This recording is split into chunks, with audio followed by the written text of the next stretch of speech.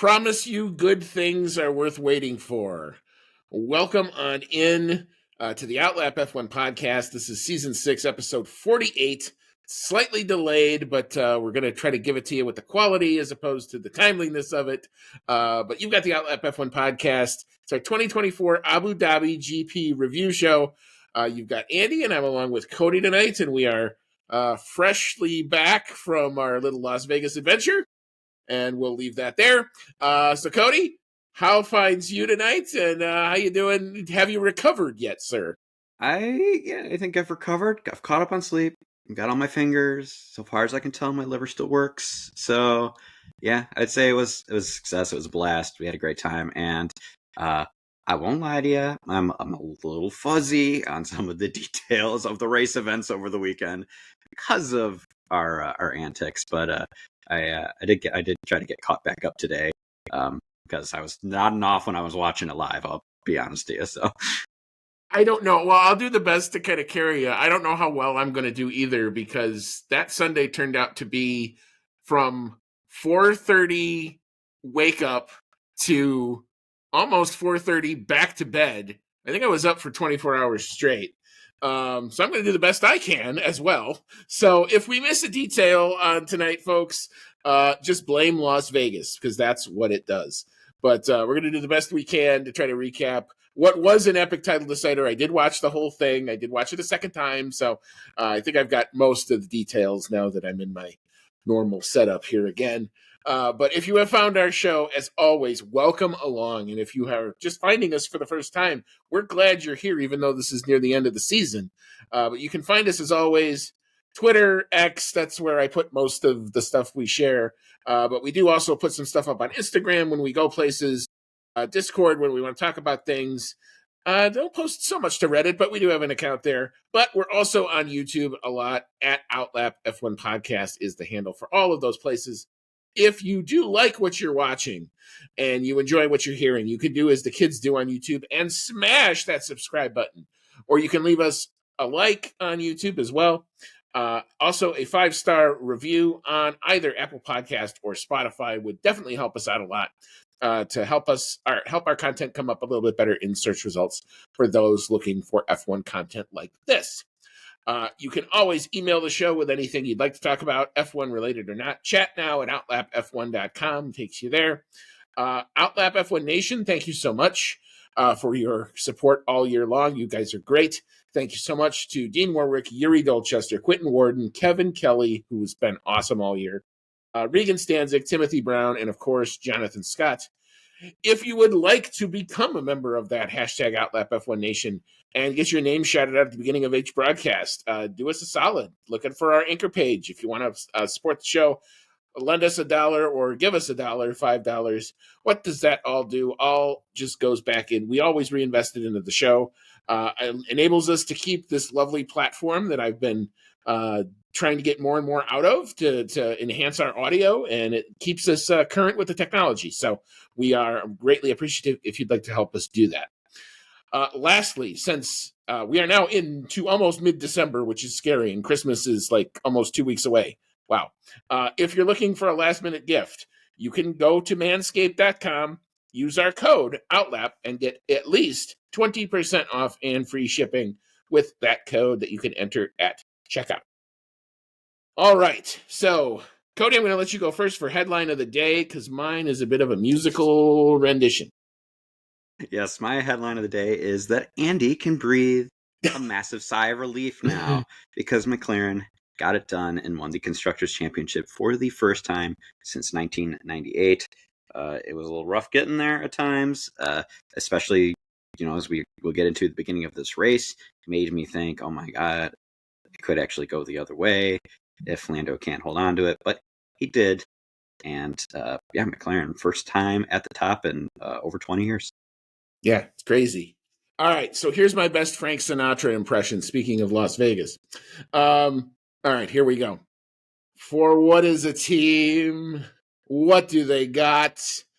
If not themselves, then they have not to say the things they truly feel and not the words of those who kneel. The record shows we took the blows and did it our way. Woo! Nicely done. I'm actually quite impressed. I actually practiced. I had that. I was telling Cody, I had that ready for 3 weeks. I've had that in the can ready to go for 3 weeks with those lyrics. So I'm happy you got the chance to do it. Yes, exactly. I didn't know if I was ever going to actually get there, especially after lap 1. Holy Hannah. Yeah, we're going to talk about all the detail of it, but it's never easy. These guys never make it easy for you, but good things do come to those who wait and who have patience and who have faith. And we're going to talk about how we finally, at least for McLaren, got this thing across the line, because it was the big prize going into the weekend. Max had wrapped up the Drivers' Championship. There are other constructors' battles that we are definitely going to talk about, but the big story was obviously P1 and P2 in the constructors. McLaren going at it against Ferrari. And the early odds certainly were in the McLaren favor, especially when we got to qualifying, because before even the qualifying happens, we got word Charles Leclerc had to take a 10-place grid penalty for a change of energy store. He doesn't come out in the second practice, or no, it's the first practice, for almost like 45 minutes while they were changing it. So apparently they were then debating whether or not they were going to have to do it. It finally failed on them, which meant that he had to take a replacement, which meant that he has to take the 10-place grid penalty. So going into qualifying, this is now hanging over their head. But as we will start with that qualifying, and of course, I didn't do the thing. I was too busy singing. Let's see. Well, it wouldn't be an Outlap F1 podcast without me scrolling by not doing my job.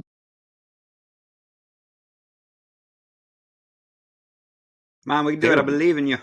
Yeah, I found it. There we go. Turn it on. All right, there we go.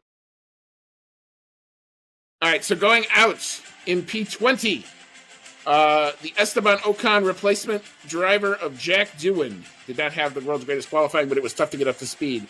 P19 was Franco Colapinto in the Williams. P18, another shocker of qualifying here for a guy who goes so well around this track. Did not expect to see Lewis Hamilton in P18 in the Mercedes. Wow. P17 was Zhao Guanyu. P16, Alex Albon. P15 was Kevin Magnussen. P14, this is the other thing. It got worse for Charles Leclerc because he only made it into P14 after a disaster in Q2. P13 was Lance Stroll. P12 was Liam Lawson. P11 was Yuki Tsunoda. The top 10 from 10 to 1, Sergio Perez does make it to Q3, albeit just barely, but he starts off in P10. P9 was Valtteri Bottas. Kick Sauber, late season form. Look at that. P8, Fernando Alonso. P7, George Russell. P6, more late season form, Pierre Gasly. Here we are again. P5 was Max Verstappen. P4, more late season form for you, Nico Hulkenberg in the Haas. Bring in the goods. P3, Carlos Sainz in the Ferrari, definitely trying to keep their constructors' hopes alive at this point. But in P2 and P1, it was an all McLaren front row early. Oscar Piastri in P2 and in P1 with a lap time of 1:22.595. Lando Norris in the McLaren. All right. So a bit of a mixed up qualifying grid here is what we ended up with, but at least the two McLarens with the advantage early. Cody, big thoughts? Yeah, it looked like a really good start for McLaren after qualifying, locking out the front row. All I was thinking was, gosh, they just have to not run into each other at the beginning of the race, and this will be smooth sailing for them. It was not as smooth sailing for everyone else in qualifying. Let's see here. Lewis Hamilton had a little bit of bad luck when Kevin Magnussen was trying to get out of the racing line to not impede Lewis on his flying lap. He ended up hitting a bollard that then went underneath Lewis Hamilton's car and pretty much ruined his lap. So Hamilton had some bad luck out of that. Max Verstappen almost looked like he was going to spin out during one of his flying laps coming around to the start-finish line. He got really loose, looked like he might spin around, but kept his foot in and managed to bring it over the start finish line, which at the time was for pole position, which was pretty impressive. He later got knocked down quite a few pegs, but yeah, it was really awesome to see Nico Hulkenberg up on the second row in front of Max Verstappen. It was fantastic effort from him. Looked like Haas was not going to go down without a fight in their battle for P6 in the Constructors Championship. All around a pretty exciting qualifying session. Yeah, I mean, it was clear the Haas's decided that if they were going to dominate one sector of Abu Dhabi, it was going to be the straight.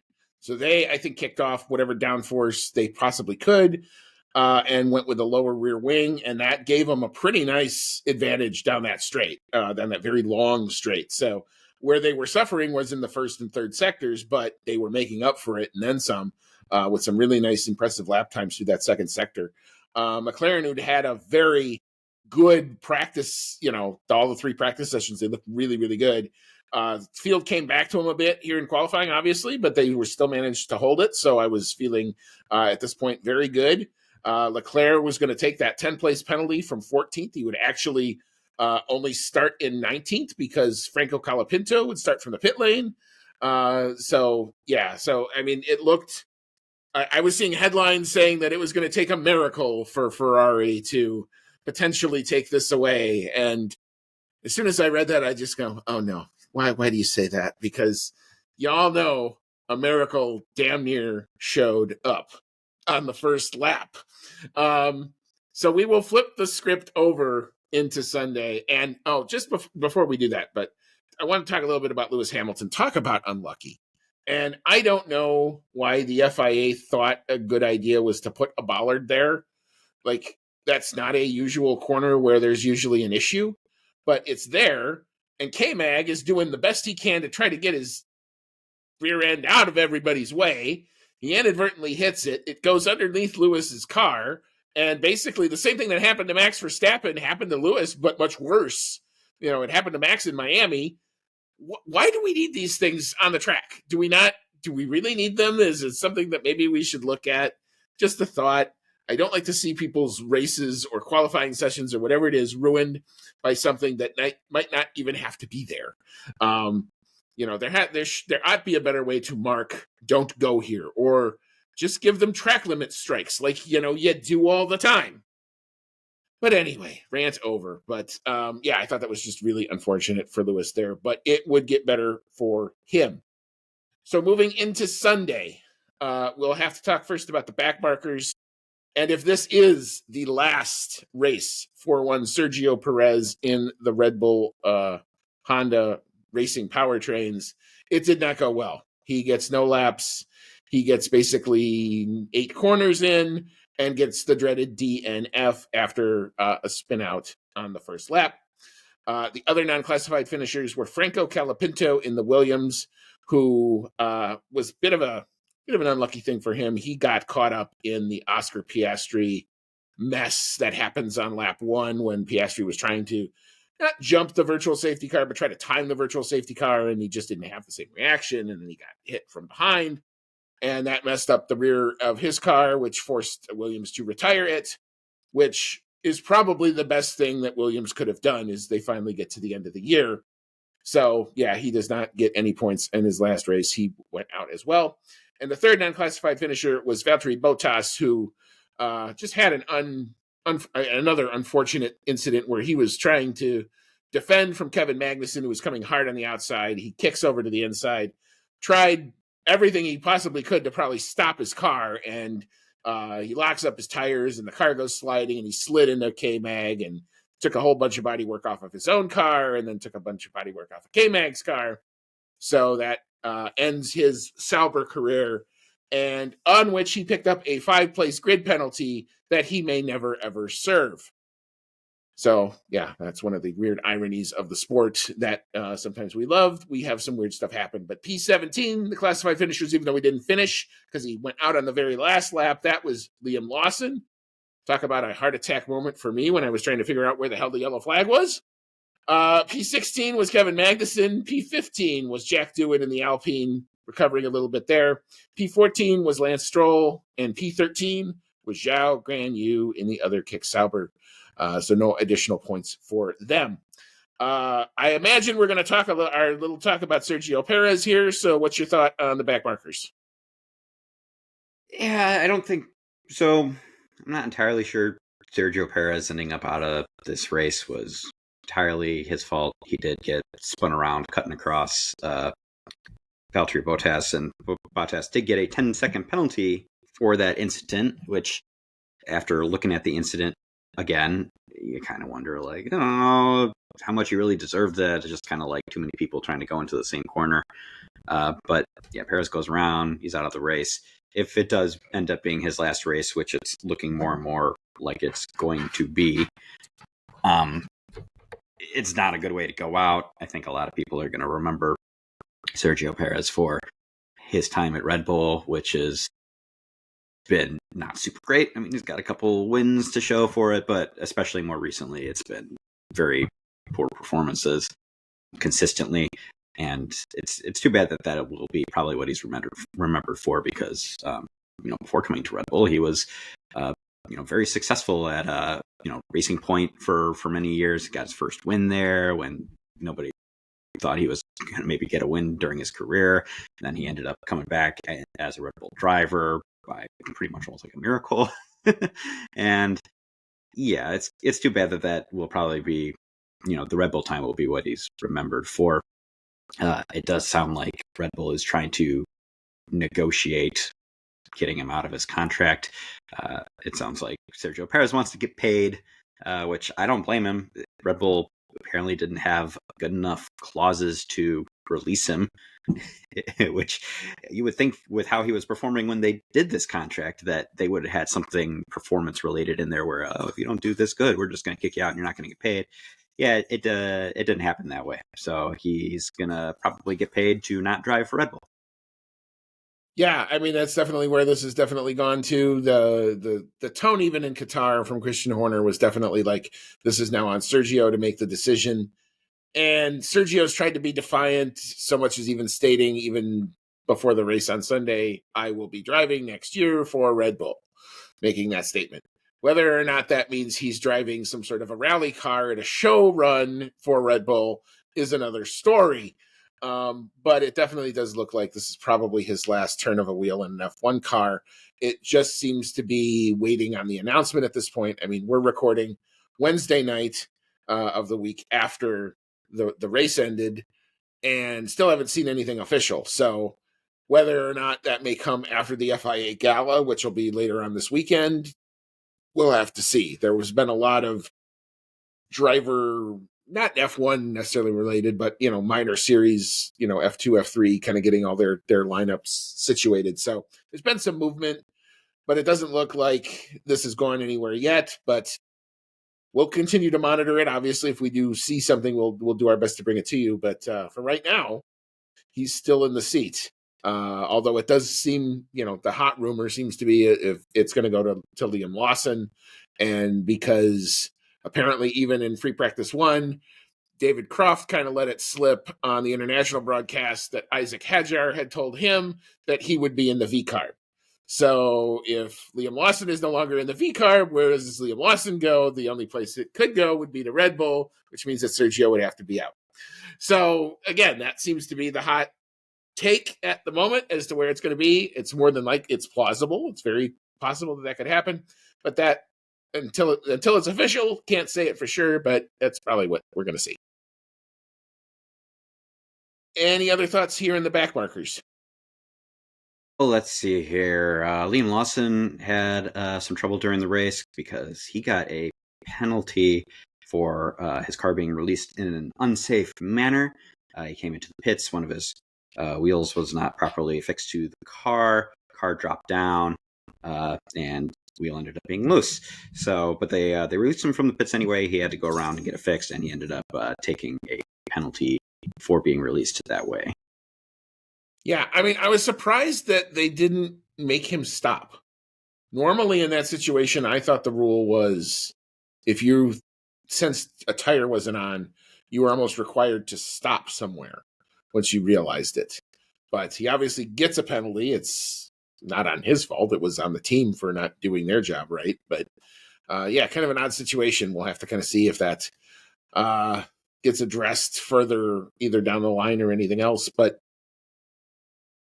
yeah, I mean, Kevin Magnussen, who actually did get the this race will go down as the last one where the fastest lap could have gotten a point, will not get a point for any fastest lap because that went to Kevin Magnussen, who put on a set of soft tires with about 20 laps to go, set a flyer of a fast lap, and nobody could else even come close to it. So that was the end of that competition. It was not material in the constructors at the end anyway, as it turned out.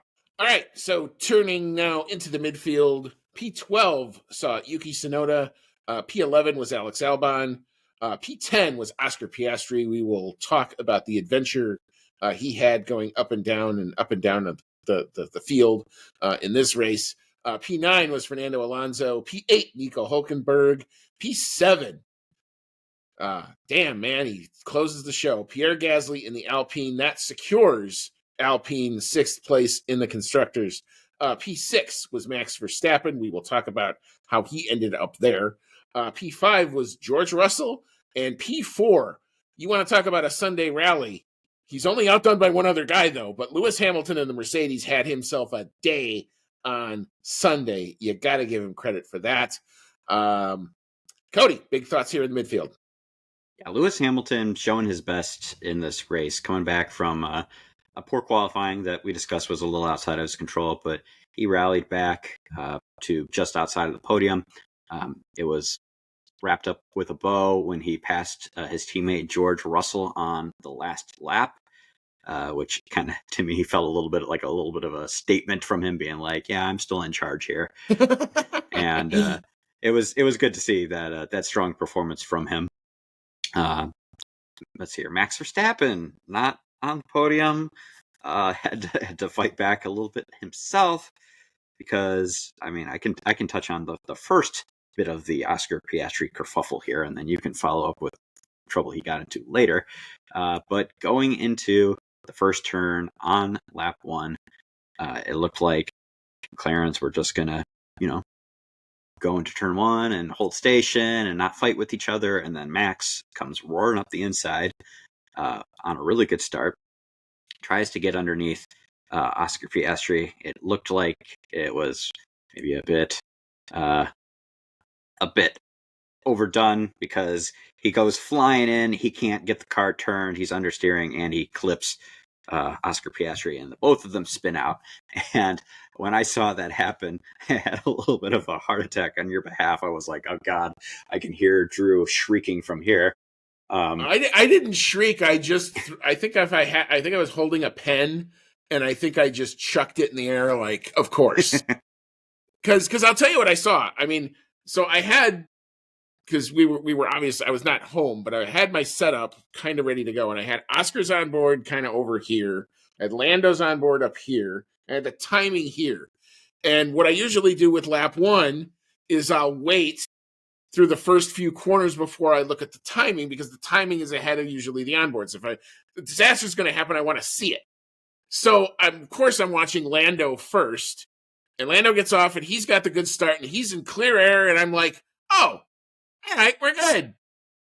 And then I turn my head, and I look at the timing, and I just, in time to watch Piastri drop. And I go, that's got to be a transponder. That's got to be a transponder, because he's still running, and oh, there it was. And that was when the pen that I had, I think, went flying across the room, where I just kind of went, what the actual hell had just happened? And then you saw the replay of it, and ambitious is probably a nice way to call that move on behalf of one Max Verstappen. He did receive a 10-second penalty for it.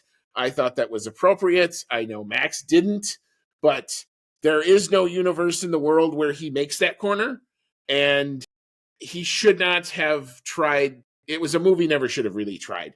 All he has to do is kind of cut in behind, either try to draft Piastri maybe in the next couple turns where the Red Bull is better on cornering, and he might be able to get him anyway before they get to the long straight. But that's not what ended up happening, and they both went for a spin. Yeah, Max definitely went for the good luck everybody else approach to the start of the race. I mean, he's got the drivers' championship sealed in. He doesn't really care too much, although it does not look good, because, especially if that had affected the championship in any way. I'm sure he would have received a ton of flack for that. But yeah, I totally agree. The 10-second penalty there was warranted.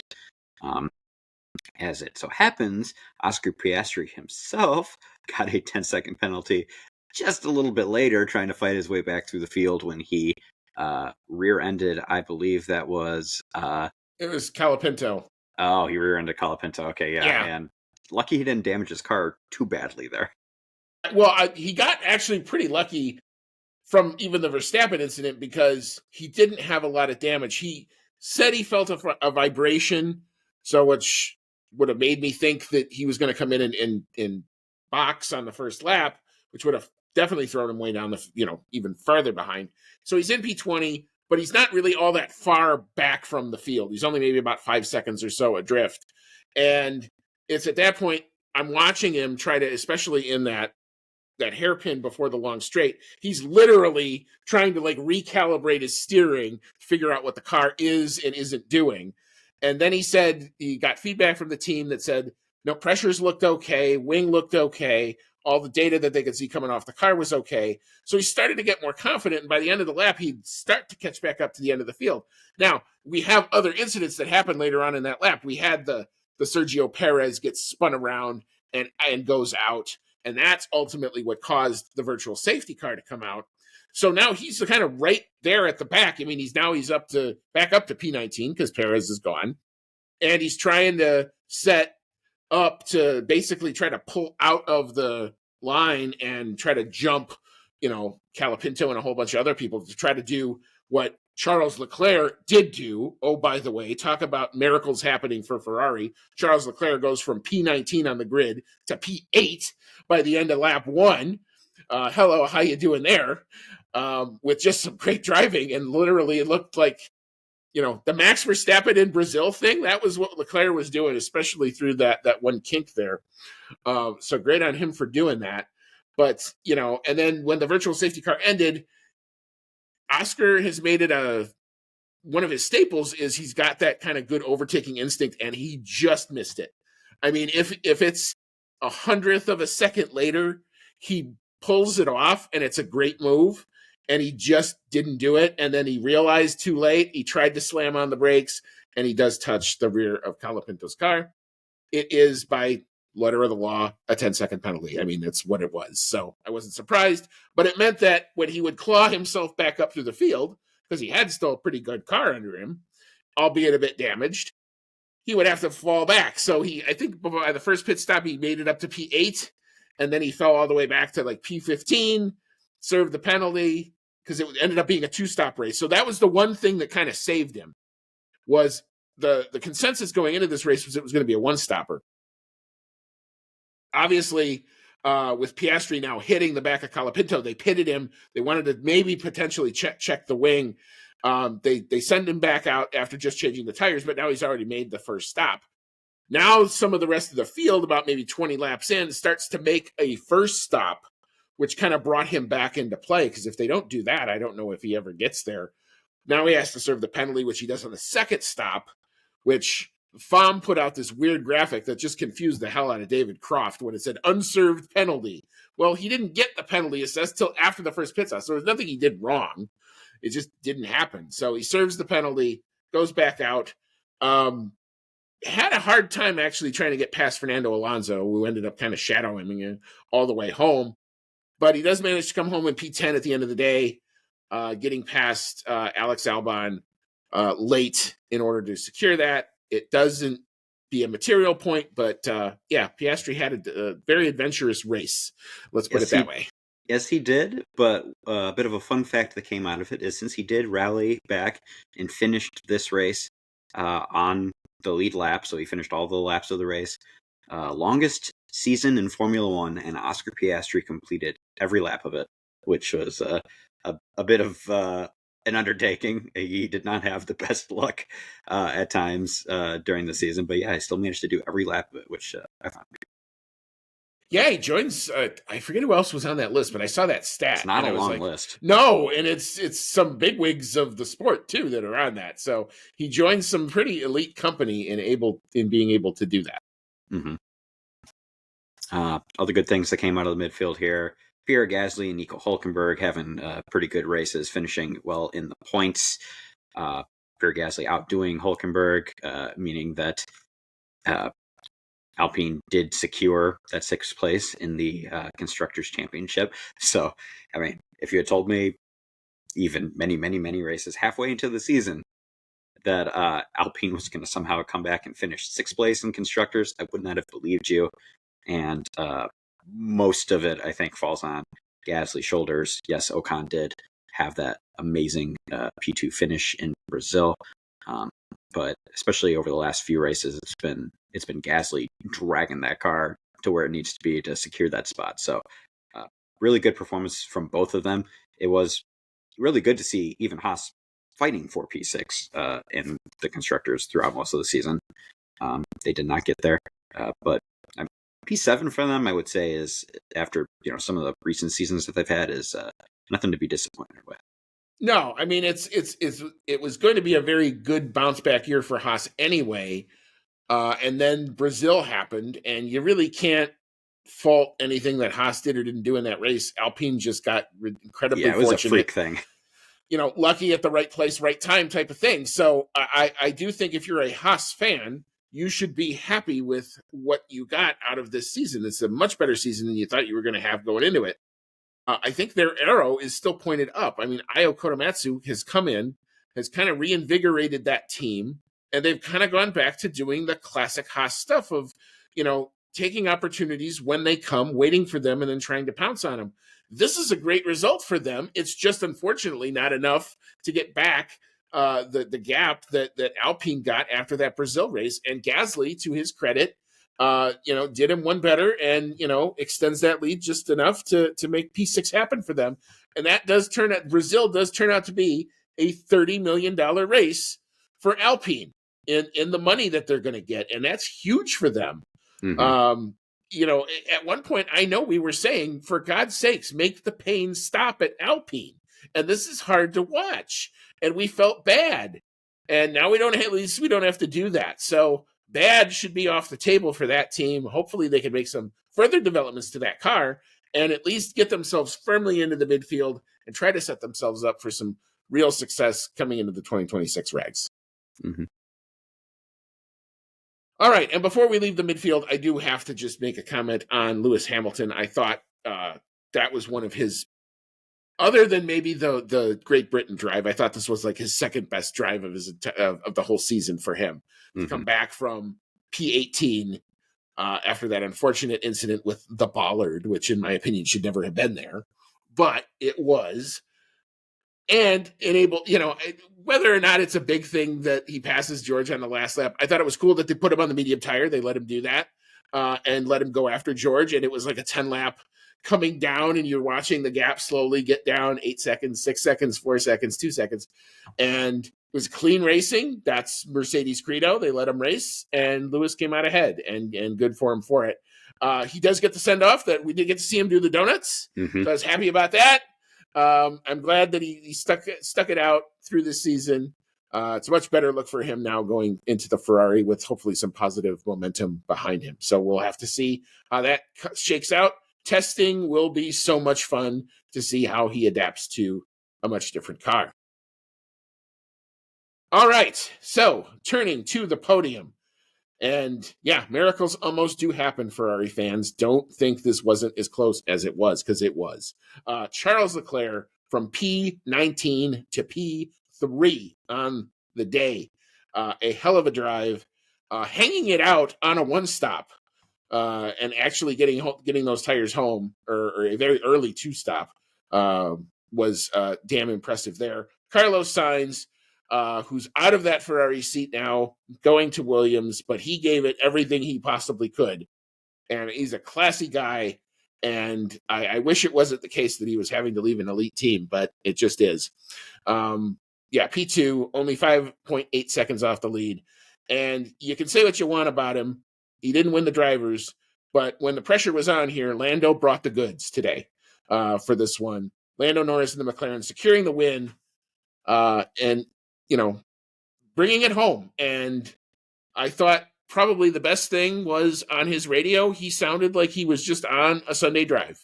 Really no problem. He was comfortable in the car and, did what he needed to do to get the job done. There was one moment of real drama, which came on the last pit stop, where, Carlos Sainz was flying around trying to use up every bit of his tire to try to do a bit of an undercut.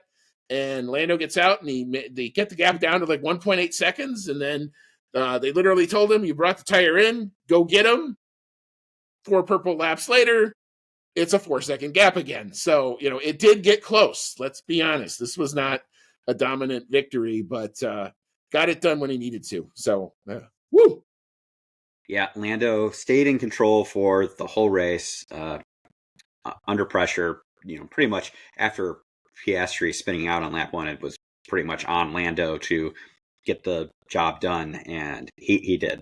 He succeeded under pressure. I don't think he really ever fell out of the lead, other than maybe like cycling through pit stops, if that. And yeah, he just managed the tires very well throughout the race. The gap never got huge, like we saw him do in was that the Netherlands, but kept it comfortable, which I think was what allowed him to conserve the tires. For that matter, Ferrari did everything that they needed to do too. I think they were going to need some amount of McLaren misfortune in order to win the championship in this race. And they did get that on lap 1 with Oscar Piastri. And they did everything they needed to do. They got all the way up. I mean, Leclerc battled all the way back from the back of the field, literally, up to the podium. And Sainz had a very successful race as well, being on the other spot on the podium. They did everything they could do. If Lando had faltered at all, if he had, some kind of failure with the car or made a mistake, it would have been Ferrari's championship, because they were there to take it. If he faltered, it just didn't happen. So yeah, I think both teams did everything they could do in this race, which made it really awesome. They were both gunning for it as best as they possibly could, and it just ended up that McLaren was able to hold on to it, and Lando had the best day. Yeah, I mean, it turned into an hour and 26 minutes of me after the first lap not wanting to move. I don't think I moved much, because I'm like, I don't want anything bad to happen. And why I do that, I don't know. It's just my weird superstition. Not that anything that I'm doing is affecting something 5,000 miles away, but still, it's just kind of my weird sports brain kicks in. But the second I saw race finished come up on the timing, yeah, that was a moment. Let's put it that way. What happens in Vegas stays in Vegas. But I did a little hooping and hollering, and I'll admit I even got emotional for a minute there, especially when I start to see, it's just some of the human moments, the human reaction. It's why you watch. It's why I'm into this sport. So yeah, it was a moment, and let's hope that there's more in the future. Now, how did you feel waiting for the results to become official? Oh, I knew it was okay when they came out for the photo, because there would have been some sort of an issue if they didn't get the cars back out of scrutineering. And once they had the cars back, I'm like, okay, well, they gave it back, which meant that they didn't have to have any sort of run into the stewards to go verify a measurement or some whatever like that.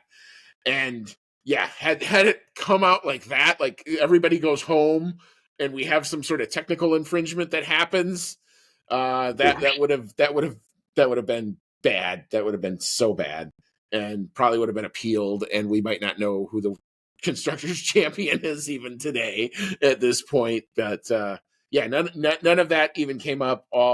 As soon as I saw the scrutineers report, and I just read all are in conformity. Okay, that's it. It's good. It's in the book. Yeah, they're in the book. And then in the last document that comes out is the final point standings. As soon as I saw that, And I will say this. This set of stewards decided that they weren't going to stick around for dinner because whatever they did, they got all their documents up like right away this time, which was refreshing. So I think they all wanted to go home too. Mm-hmm. So yeah, I mean it turns out that, first championship since 1998, or 1997, since Mika Hakkinen, David Coulthard, championship number 9. I did make an impulse buy, and I will have a commemorative poster that I will put up somewhere in the background here after I can get it framed, but that's not going to come for a while. I tried to buy some of the merch, and the merch sold out in 10 minutes. Now that I can believe. Like, there was a hoodie and there was a t-shirt that I wanted to try to grab, and that was gone. Literally while it was in my cart. I couldn't put my credit card in fast enough. Whoop, goodbye. But anyway, good stuff. So, all right. So we will leave. Any other thoughts on this race before we call it? Just that it was an exciting race. Being a Red Bull fan, they didn't look good in this race, so I'm hoping they pull something together for the start of next year. They got time, and they got more wind tunnel time now too. So a lot more, in fact, now that they're all the way down in third in the constructors. But it was good to see. Like I said, it was good to see McLaren and Red Bull succeeding in this race. I would have been disappointed if McLaren didn't win it because things would have had to go really wrong. So I'm happy that they did hold on to it. And I'm happy for your sake that they held on to it. Well, I mean, after the first lap, I'm literally thinking, there was so many things that would have had to happen in order for them to blow this.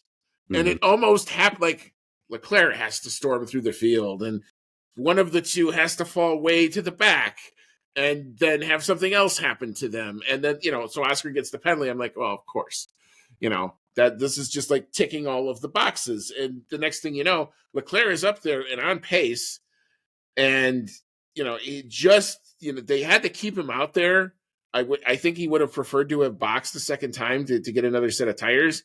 And I think they went with their infamous plan C, which now that I remember from Monza, which is just, they're just going to hang him out there and wait for the tires to go.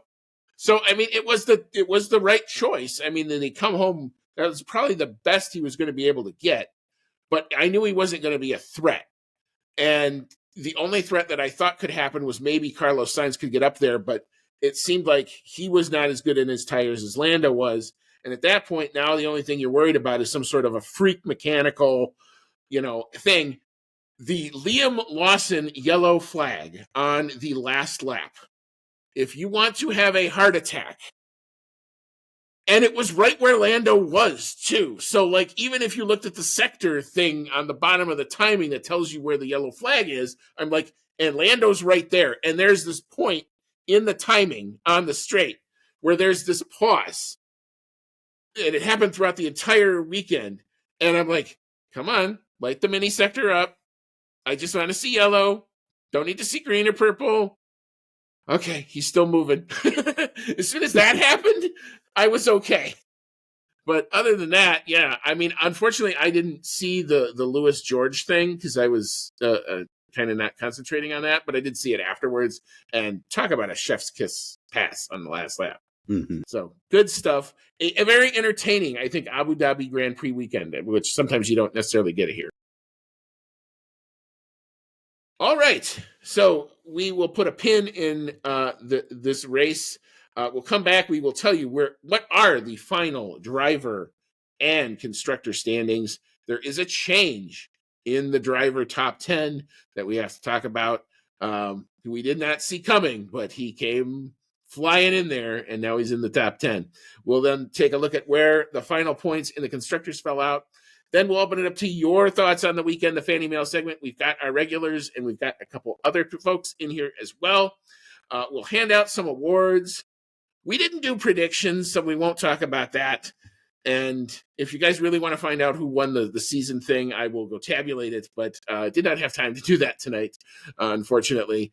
But come on back. We'll get into all of that good stuff, and we'll kind of put a recap on the season as a whole.